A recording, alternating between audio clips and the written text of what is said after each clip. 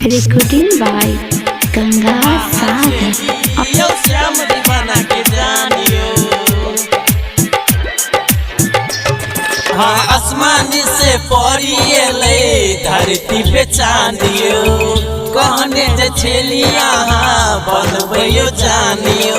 अब किया यो छोड़का हमरा यो, अब किया यो छोड़का हमरा जाइ छी यहाँ जानियो।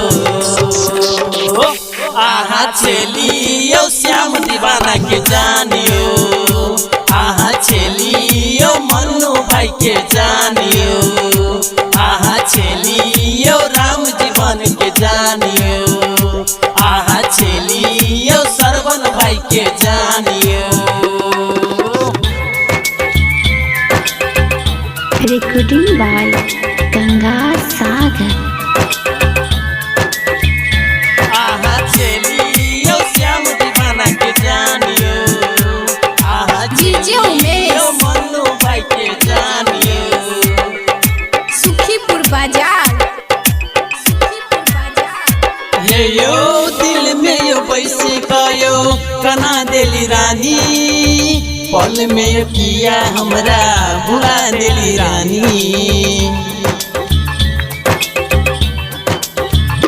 हे यो दिल में यो बैसे गयो कना देली रानी, पल में यो किया हमरा भुला देली रानी। सोचल हमर सपना केली है पूरा, प्यार के कहानी हमरे भेल अधूरा।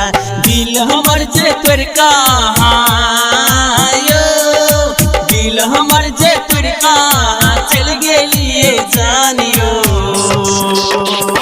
आहा छेलियो श्याम दीवाना के जानियो, आहा छेलियो मन्नू भाई के जानियो, आहा छेलियो राम जीवन के जानियो, आहा छेलियो सरवन भाई के जानियो।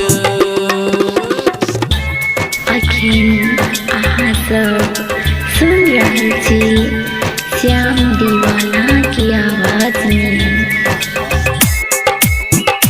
आहा छेलियो श्याम दीवाना के डीजे उमेश। आहा छेलियो मन्नू भाई के सुखीपुर बाजार।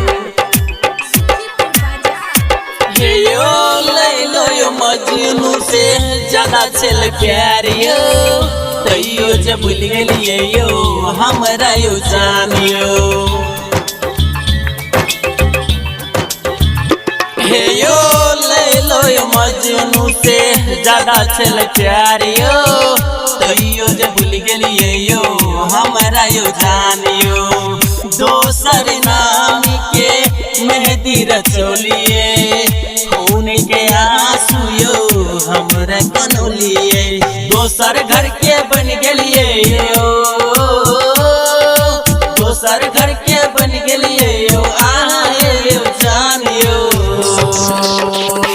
आहा छेलियो श्याम दीवाना के जानियो, आहा छेलियो मन्नू भाई के जानियो, आहा छेलियो राम जीवन के जानियो, आहा छेलियो सरवन भाई के जानियो।